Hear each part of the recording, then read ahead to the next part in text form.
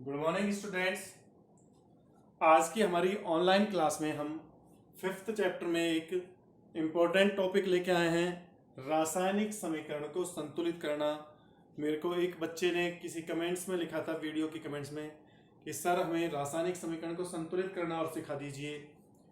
तो इसलिए मैंने ये टॉपिक लिया है। हालांकि आपके ये टॉपिक 11वीं क्लास में नहीं आता, पर जो बेसिक चीज़ है, शुरुआती चीज़, वो मैं बताऊंगा। जो पिछली क्लास का ये है कि रासायनिक समीकरण को संतुलित कैसे करते हैं, एक तो सबसे पहले ये बात बताऊंगा। दूसरी चीज मैं क्या समझाऊंगा कि उस संतुलित रासायनिक समीकरण से आपको क्या क्या जानकारी मिलती है। पिछली क्लास में मैंने अणुसूत्र के बारे में बताया था, तो वो अणुसूत्र बनाने का जो फायदा है वो यहाँ पर आपको संतुलित ये रासायनिक समीकरण में भी मिलेगा। देखो कैसे। देखो, संतुलित रासायनिक समीकरण और असंतुलित रासायनिक समीकरण क्या होती है। रासायनिक समीकरण को संतुलित करना कोई कठिन चीज नहीं है, ये बहुत ही इजी चीज है। बस आपको दो तीन चीजें ध्यान में रखनी होती है। आपको दो तीन चीजें ध्यान में रखनी होती हैं, आप इजीली इस समीकरण को संतुलित कर दोगे। जनरल रूप से जो ऑक्सीकरण अपचयन की समीकरणें होती हैं उनके लिए अलग मेथड काम में आता है। वो मैं जब आपको ऑक्सीकरण और अपचयन चैप्टर पढ़ाऊंगा, क्योंकि ऑक्सीकरण अपचयन को समझाने के बाद ही वो विधियां बताऊंगा। यहाँ पे मैं सिंपल मेथड बता रहा हूं आपको कि जनरल अपन कैसे करते हैं। तो देखिए, जैसे ये समीकरण है, N2 नाइट्रोजन और हाइड्रोजन दोनों क्रिया करके क्या बनाते हैं, अमोनिया। तो इस समीकरण में यहां पर नाइट्रोजन के दो परमाणु काम में आ रहे हैं, यहां हाइड्रोजन के दो परमाणु काम में आ रहे हैं। अमोनिया का सूत्र क्या होता है, NH3। क्यों होता है, क्योंकि नाइट्रोजन की वैलेंसी तो क्या होती है, -3, और हाइड्रोजन की वैलेंसी, यहां पर भी देखो अणु सूत्र काम में आ रहा है। नाइट्रोजन की वैलेंसी -3 है और हाइड्रोजन की वैलेंसी +1 है। तो ये तीन तो इसके नीचे और ये एक इसके नीचे NH3 बन जाएगा। अब आप लोग एक चीज सोच रहे होंगे कि सर पिछली क्लास में तो आपने हमसे कहा था कि धनायन को पहले लिखते हैं और ऋणायन को बाद में। धनायन को पहले लिखा जाता है और ऋणायन को बाद में लिखा जाता है। लेकिन अब तो देखो आपने गलत कर दिया। आपने तो धनायन को पहले लिख दिया और ऋणायन को, सॉरी, धनायन को बाद में लिखा है, ऋणायन को पहले। तो मैंने कोई गलती नहीं की बेटा। जो पिछली क्लास में बताया था वो बिल्कुल सही था, रूल एंड रेगुलेशन के अनुसार है। लेकिन अमोनिया का सूत्र यही प्रचलित है। पुराने समय से ही हम अमोनिया का फॉर्मूला NH3 लिख रहे हैं और वो इतना प्रचलन में आ गया कि अब इसमें कोई चेंज नहीं किया गया। वरना इसको अपन H3N भी लिख सकते हैं, H3N, ठीक है ना। पर ये फॉर्मूले की बजाय ये फॉर्मूला ज्यादा प्रचलित है, इसलिए इसको लिखा गया है। बाकी जो पिछली क्लास में सारा कुछ बताया था वो बिल्कुल सही था, उसी को ध्यान में रखना है। बस अमोनिया क्या है, अपवाद है। अमोनिया क्या है, अपवाद है। लेकिन इसका सूत्र कैसे बना वो तो सही सही व्याख्या हो गई उससे, कि संयोजकताओं को अपन ले जाते हैं, इसलिए संयोजकताओं को याद रखना है। अब देखो, यह समीकरण क्या है, असंतुलित है। यह समीकरण क्या है, असंतुलित। अब इसको हमें संतुलित करना है, तो रासायनिक समीकरण को संतुलित करने के लिए देखो दो तीन पॉइंट है। अभी ये समीकरण तो आप तो, ये समीकरण छोटी है, सरल है, तो आप लोग क्या करोगे, इसको तो देखकर ही बता दोगे या कर दोगे, क्योंकि आपने ये समीकरण कई बार पढ़ी हुई है। लेकिन थोड़ी जटिल आएंगी तो उनके लिए जो मैं विधि बता रहा हूं, उस विधि को बोलते हैं हिट एंड ट्रायल विधि। उससे संतुलित करते हैं। कौन सी विधि से संतुलित करते हैं, हिट एंड ट्रायल विधि।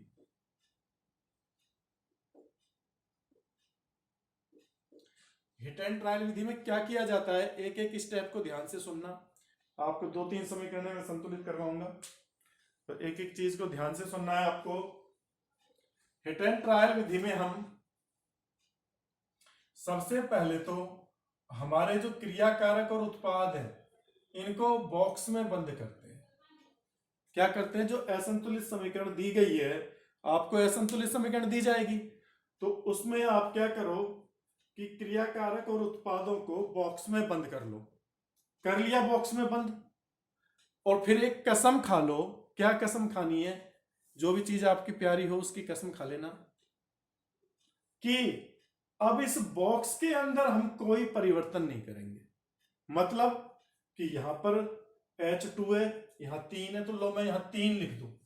ये चीज मत करना भूल के भी। या यहां पे नाइट्रोजन 1 है तो हटा दो और यहां N लिख दो 1। ये गलती नहीं करोगे आप लोग। यही गलतियां करते हो कि सूत्र को ही बदल देते हो। सूत्र नहीं बदला जाता। हाइड्रोजन गैस का अणु सूत्र H2 है तो H2 ही रहेगा, उसे आप H3 थोड़ी कर सकते हो अपनी मर्जी से। या नाइट्रोजन गैस का सूत्र N2 है तो उसको N थोड़ी लिख दोगे आप। तो जो भी परिवर्तन करना है ना संख्यात्मक, वो सामने लिखना पड़ेगा। इन बॉक्स के अंदर आप कुछ नहीं लिखोगे, बॉक्स के बाहर लिखोगे। आगे आगे पहली चीज समझ में, असंतुलित समीकरण में उपस्थित क्रियाकारक और उत्पाद के अणुओं को बॉक्स में बंद कर देते हैं। उन बॉक्सों के अंदर हम कोई परिवर्तन नहीं करेंगे, बिल्कुल कसम खा लो ये। ठीक है भाई। दूसरा काम क्या करोगे आप कि इन तत्वों की जो जो तत्व उपस्थित है क्रियाकारक में कितने हैं और उत्पाद में कितने हैं, इनकी टेबल बनाओ। भाई नाइट्रोजन है यहां हाइड्रोजन है। देखो ये तो अभी कर रहे हो, बाद में तो आप सीधा ही कर दोगे। कुल मिला के करना क्या पड़ता है, दोनों तरफ परमाणुओं की संख्या बराबर करनी पड़ती है, पर सूत्र चेंज नहीं करना। तो आगे से गुणा कर करके देखो और बराबर करो। और ये मेथड है पूरा। नाइट्रोजन हाइड्रोजन लिख दिया। नाइट्रोजन के कितने परमाणु क्रियाकारक में 2, उत्पाद में कितना है 1। हाइड्रोजन के कितने हैं 2, उत्पाद में कितना है 3। अब देखो जो तत्व ज्यादा संख्या में उपस्थित है सबसे पहले उसी को बराबर करो। तो यहां पर देखो हाइड्रोजन यहां 2 है यहां 3 है। अपन इन दोनों को बराबर कैसे कर सकते हैं? तो कोई ऐसा गुणांक ढूंढो जिससे ये दोनों बराबर हो जाएं। भाई इसको तो मैं 3 से गुणा कर दूं और इसको मैं 2 से गुणा कर दूं तो 6 6 आ जाएगा। 6 6 हो जाएगा ना। तो मैंने यही काम करूंगा। पर बेटा ये काम क्या करना है, अब ऐसा नहीं कि 2 इंटू 3 तो यहां तुम मैं 6 करोगे, H6 नहीं करना। इस 3 को कहां लिखना है, इस गुणांक को यहां आगे, और इस 2 को कहां लिखोगे आगे। अब देखो ये करने के बाद समीकरण को देखो। हाइड्रोजन 6, हाइड्रोजन 6, 3 दूनी 6। लेकिन यहां पर नाइट्रोजन भी 2 से गुणा हो गई तो ये भी 2 हो गई, नाइट्रोजन भी बराबर आ गई ना अपने आप। अब देख लो प्रत्येक तत्व बराबर है परमाणु, इधर 2 इधर 2 इधर 6 इधर 6। अब बॉक्स हटा के इस समीकरण को लिख दो। N2 plus 3H2 is give to 2NH3। हो गई। ये आपकी संतुलित रासायनिक समीकरण है। संतुलित।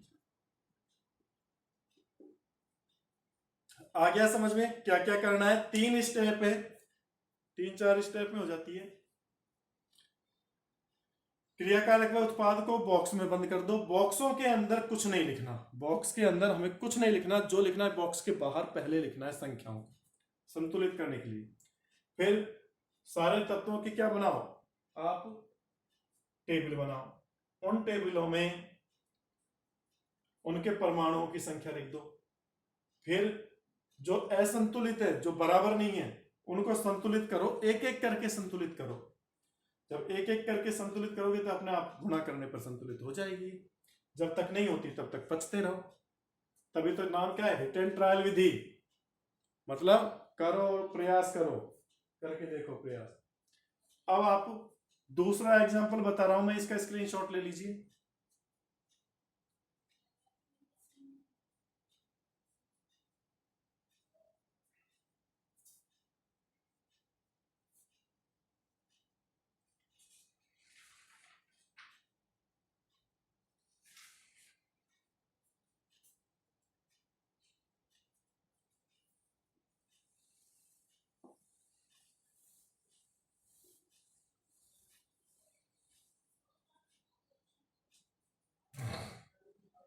जैसे यह विक्रिया है पोटेशियम क्लोरेट, इसको अपन गर्म करते हैं पोटेशियम क्लोरेट को।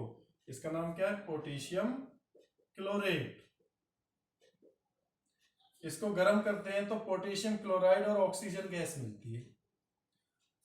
अब इसको संतुलित करना है तो यहां पर देखो पोटेशियम एक है, पोटेशियम एक है, क्लोरीन एक है, क्लोरीन एक है, लेकिन ऑक्सीजन यहाँ 3 है, यहाँ 2 है। कैसे संतुलित कर सकते हैं अपन?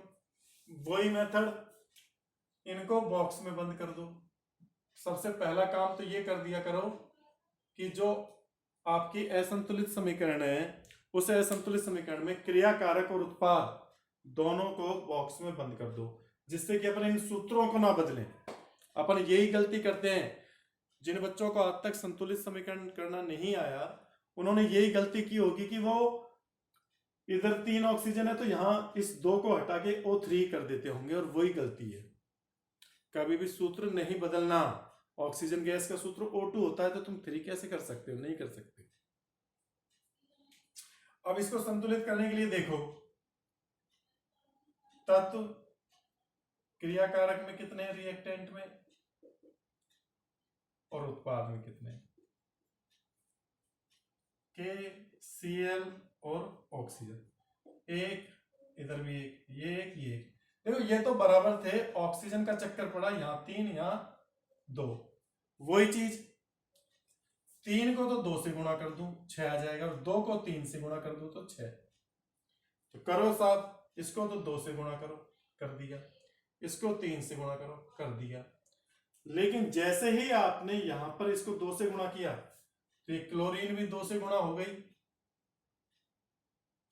और पोटेशियम भी 2 से गुणा हो गया, ये 2 2 हो गए। अब देखो ये जब 2 है तो इधर भी तो 2 करने पड़ेंगे, तो इनको भी अपन को 2 से गुणा करना पड़ेगा, तो इधर 2 KCl हो गया ना। देखो 2 2, क्रियाकारक में 2 है, उत्पाद में 2 है, क्रियाकारक में 2 है, उत्पाद में 2 है, यहाँ 6 है, यहाँ 6 है, तो सारे परमाणु बराबर हो गए। अब बॉक्स हटा के लिख दो 2 KClO3, पोटेशियम क्लोराइड को गर्म किया, 2 KCl + 3O। तो आया समझ में? मेरे अंदाज से अब आपको कुछ कुछ दिमाग में आ रहा होगा, समझ में आ रहा होगा। एक और एग्जांपल करा देता हूं, इसका स्क्रीनशॉट ले लो।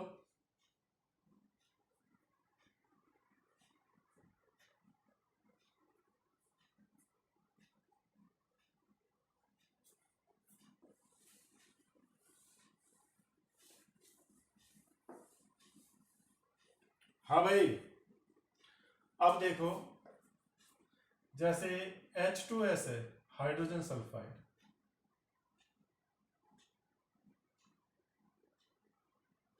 इसकी क्रिया ऑक्सीजन से कराते हैं तो H2O बनता है, और सल्फर डाइऑक्साइड गैस SO2 बनती है। अब इस समीकरण को हमें क्या करना है? संतुलित करना है। संतुलित करने के लिए क्या करोगे आप? सबसे पहले इनको बॉक्स में बंद करो। ये काम तो सबसे पहले कर लिया करो कि जिससे कि गलती ना हो। बॉक्स में बंद करते ही आपको ध्यान में आएगा कि यहां तो कुछ लिखना ही नहीं है, अंदर बॉक्स के अंदर कुछ नहीं लिखना, जो भी करना है बॉक्स के बाहर गुणा करना है और उनको बराबर करना है। अब इन तत्वों की वो लिख लो आप, तत्व कौन कौन से? हाइड्रोजन, सल्फर और ऑक्सीजन। क्रिया कारक में कितने हैं? टेबल बना लो, और उत्पाद में कितने हैं? क्रिया कारक में देखो हाइड्रोजन 2 है, और इधर कितना है? यहां भी 2 है। सल्फर यहां 1 है, इधर भी 1 है, ये तो बराबर ही है। ऑक्सीजन का देखो, यहां तो आपके हो गई 2, और यहां देखो 1 इसमें है और 2 इसमें है, तो 1 + 2 ये हो गई। अब इनको बराबर करना है अपन को।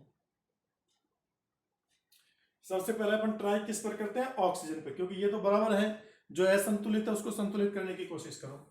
भाई मैं कैसे कर सकता हूं? 2 और 1 3 है। अब 3 ये कैसे भी नहीं हो सकता, इसको 3 से गुणा करूं तो ये 6 होगा। ये क्या होगा? 3 से गुणा करूं तो मैं ये 6 होगा। भाई और कोई ऑप्शन नहीं है। मान लो 2 से गुणा करता हूं तो 4 होगा। 4 करके देख लो आप एक बार, पहले तो 2 से गुणा करो, चलो 2 दूनी 4, इस इधर भी 1 को 2 से गुणा कर दो।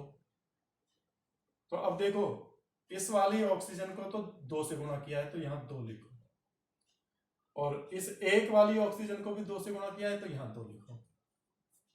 ठीक है, सही किया मैंने। 4, इधर भी 4 हो गई। अब आगे देखो, यहां पर हाइड्रोजन भी तो 2 से गुणा हो गई। इधर हाइड्रोजन के देखो 4 परमाणु हो गए। अब इधर 4 हो गए तो इधर भी मुझे 4 करने पड़ेंगे ना। तो इसको भी 2 से गुणा किया। जैसे ही मैंने इसको H2S को 2 से गुणा किया, सल्फर भी तो 2 से गुणा हो गया। सल्फर के भी तो 2 परमाणु हो गए। अब इस सल्फर के 2 हैं तो इधर भी मेरे को 2 करने पड़ेंगे। और जैसे इसको 2 से गुणा किया, ऑक्सीजन भी किससे गुणा हो गई? 2 से। तो टोटल कितनी हो गई? ये 6। तो अब इधर 4 नहीं बल्कि 6 करनी पड़ेगी, तो 3 से गुणा कर दो। अब देख लो आप, सारे तत्व बराबर है। समझो, ऑक्सीजन को मैंने 2 से गुणा करके देखा था, इसको भी 2 से गुणा किया तो ये भी 4 हो गए, ये भी 4। पर मैंने इसको जब 2 से गुणा किया तो हाइड्रोजन 4 हो गया। अब इधर हाइड्रोजन 4 है तो मुझे इधर भी 4 करने के लिए इससे 2 से गुणा करना पड़ा। 2 को 2 से गुणा किया, पर सल्फर भी 2 से गुणा हो गया। अब इस सल्फर को यहां बराबर करने के लिए इधर 2 से गुणा किया। मतलब हर तत्व को बराबर कर करके देखो आप। अब इधर बराबर किया तो यहां पर ऑक्सीजन टोटल 2 इधर है और 2 4 इधर है, तो 6 हो गई। 6 करने के लिए इधर 3 से गुणा करना पड़ा, इधर 3। अब इसको बॉक्स हटा के लिख दो। 2H2S plus 3O2 is given to 2H2O plus 2SO2। ये आ गया। ठीक है भाई, तो ये आपका हो गया संतुलित रासायनिक समीकरण को संतुलित करना। इसका स्क्रीनशॉट लीजिए, फिर इसका महत्व बताऊंगा कि संतुलित रासायनिक समीकरण से हमें क्या क्या पता चलता है।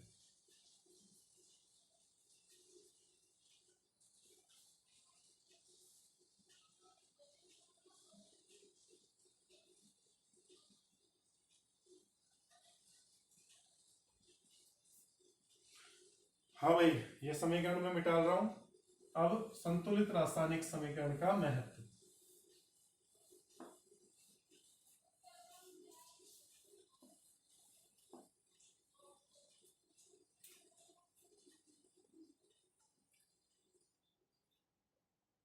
संतुलित रासायनिक समीकरण का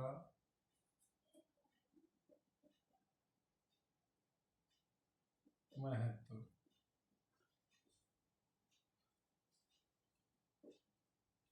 संतुलित रासायनिक समीकरण का महत्व क्या है? जैसे देखो, मैं एक संतुलित रासायनिक समीकरण लिख रहा हूं, N2 plus 3H2 is given to 2NH3। अब इस समीकरण से हमें क्या क्या जानकारी मिलती है? देखो, सबसे पहले तो ये पता लगता है,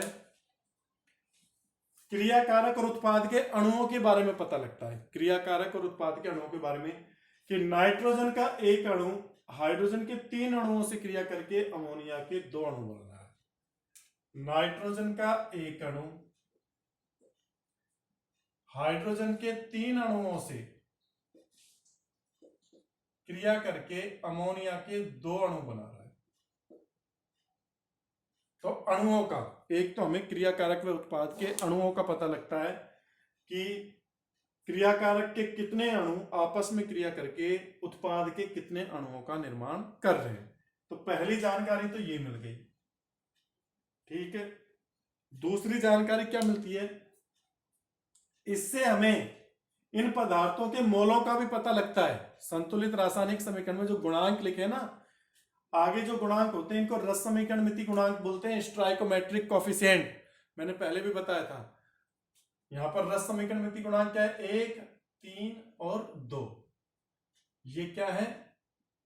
रस समीकरण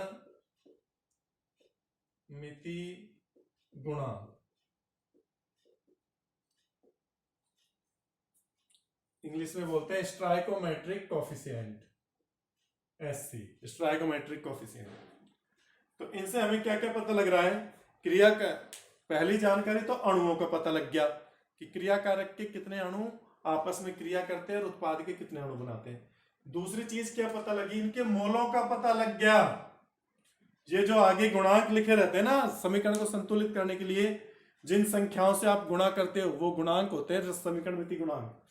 तो उन गुणांकों से हमें इनके मोलों का भी पता लगता है कि नाइट्रोजन का 1 मोल हाइड्रोजन के 3 मोल से क्रिया कर रहा है और अमोनिया के 2 मोल बना रहा है। नाइट्रोजन का 1 मोल हाइड्रोजन के 3 मोल से क्रिया करके अमोनिया के 2 मोल बना रहा है। और मोल पता लगते ही आपको मैंने मोल वाला चैप्टर पढ़ाया है, उसके क्वेश्चन भी कराए। मोल से हमें क्या क्या जानकारी मिल जाती है? अगर मोल अपन को पता है तो 1 मोल बराबर क्या होता है? 1 मोल का द्रव्यमान कितना होता है? उसके अणु भार या परमाणु भार के बराबर। ग्राम अणु भार। 1 मोल का द्रव्यमान कितना है? ग्राम अणु भार। मतलब अणु भार को ग्राम में लिख दो। और उसका आयतन 22.4 लीटर। और उसमें अणुओं की संख्या कितनी होती है? 6.022 इंटू 10 की पावर 23। तो देखो 3 चीजें पता लग रही है मोल का पता लगते ही। द्रव्यमान, आयतन और ये अणुओं की संख्या भी, उसमें कितने अणु या परमाणु हैं उनका भी पता लग रहा है। ठीक है भाई। तो देखो तीसरी चीज अपन को क्या पता लग जाएगी? मोल पता है तो इनका द्रव्यमान निकाल लो। भाई नाइट्रोजन का अणु भार कितना होता है? नाइट्रोजन गैस का अणु भार नाइट्रोजन का 14 होता है, N2 है तो 14 दूनी 28 ग्राम। तो अपन को ये पता लगा, द्रव्यमानों का संबंध आ गया। नाइट्रोजन के 28 ग्राम कहां से आए? 1 मोल का द्रव्यमान कितना होता है? उसके अणु भार के बराबर। तो 1 मोल मात्रा है नाइट्रोजन की, तो इसका द्रव्यमान कितना? 28 ग्राम। हाइड्रोजन की कितने ग्राम से क्रिया करेगी? हाइड्रोजन के कितने ग्राम से क्रिया करेगी? तो H2 मतलब 2, हाइड्रोजन का 1 होता है, H2 का मतलब 2, 2 को 3 से गुणा करो आप, तो कितना आ जाएगा आपका? 6 ग्राम। कितना आ जाएगा? क्योंकि 3 मोल है, 1 मोल का द्रव्यमान उसके अणु भार के बराबर, 3 मोल है तो अणु भार को 3 से गुणा कर दो। अणु भार कितना है? 2, 2 तिया 6, तो 2 3 गुणा 2 बराबर 6 ग्राम। नाइट्रोजन के 28 ग्राम हाइड्रोजन के 6 ग्राम से क्रिया कर रहे हैं। और अमोनिया के कितने बना रहे हैं? तो देखो 2 मोल मात्रा है और NH3 का कितना होता है अणु भार? नाइट्रोजन का 14 और इसका 3, 17, 17 दूनी 34 ग्राम। तो देखो द्रव्यमानों का संबंध आ गया। आपको कितनी चीजें पता लग गई कि इसका 28 ग्राम इसके 6 ग्राम से क्रिया करके इसके 34 ग्राम बनाता है। तो एक संबंध पता लग गया तुमसे। अब देखो यहां पर क्या होगा, तुमसे कोई क्वेश्चन पूछे, बताओ मुझे 100 ग्राम अमोनिया चाहिए तो इनकी कितनी मात्रा लेनी है? तो इधर से निकाल सकते हो ना रिलेशन। भाई 34 ग्राम के लिए 28 ग्राम चाहिए, 1 के लिए 34/28, तो 100 के लिए 34/28 इंटू 100। ऐसे इसका निकाल लोगे। 34 ग्राम के लिए हाइड्रोजन कितनी चाहिए? 6, तो 100 के लिए कितनी चाहिए? निकाल दोगे। तो ऐसे ही तो क्वेश्चन बनेंगे आपके। चौथी चीज किसका पता लगता है? आयतन का। चौथा किसका पता लगता है? आयतन का। आयतन का कैसे पता लगता है? कि 1 मोल का जो आयतन होता है गैस का वो 22.4 लीटर। तो यहां पर 1 मोल मात्रा है, 1 मोल का मतलब नाइट्रोजन के 22.4 लीटर। हाइड्रोजन के कितने से? 3 मोल का कितना होगा? 3 इंटू 22.4, कितना आ जाएगा? 4 तिया 12, 7, 67.2 लीटर से क्रिया कर रहा है। नाइट्रोजन के 22.4 लीटर, हाइड्रोजन के 67.2 लीटर से क्रिया कर रहे हैं। और इसके कितने लीटर बना रहे हैं? तो 2 मोल मात्रा 2 इंटू 22.4 कर दो, क्योंकि एंटीप्रोपेयर सभी गैसों के जो समान आयतनों में अणुओं की संख्या क्या होती है? समान होती है। तो 2 है तो इसको इससे गुणा कर दो, 4 दूनी 8, 2 दूनी 4 और 2 दूनी 4, 44.8 लीटर। तो देखो आयतनों का संबंध भी आ गया। अगर वो आयतन पूछता है तो आप आयतन भी निकाल सकते हो इनसे, स्टोइकोमेट्रिक कोफिशिएंट से। ये मोल बता देते हैं, मोल को आयतन में बदल दो, तो आयतनों का संबंध भी आ गया।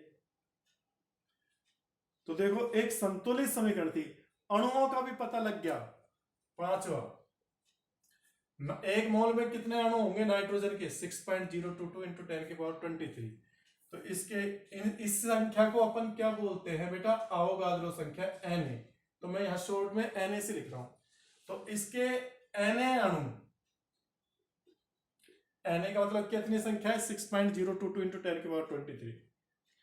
इसके 3 Na अणुओं से क्रिया कर रहे हैं और इसके 2 Na अणु बना रहे हैं। Na की वैल्यू रख लोगे तो तुम्हें अणुओं का भी पता लग जाएगा इधर भी। तो देखो कितनी नॉलेज मिल गई, अणुओं का पता, एक जनरल चीज पता लग गई, इतने अणु से क्रिया करके इतने अणु बनाएंगे। मोलों का पता लग गया, 1 मोल 3 मोल से क्रिया करके 2 मोल बनाएंगे। द्रव्यमान संबंध आ गया। तो देखो ये 3 चीज, मोलों का संबंध पता लग गया, मोलों का संबंध, द्रव्यमानों का संबंध पता लग गया, द्रव्यमान संबंध, और आयतनों का संबंध भी पता लग गया, आयतन संबंध।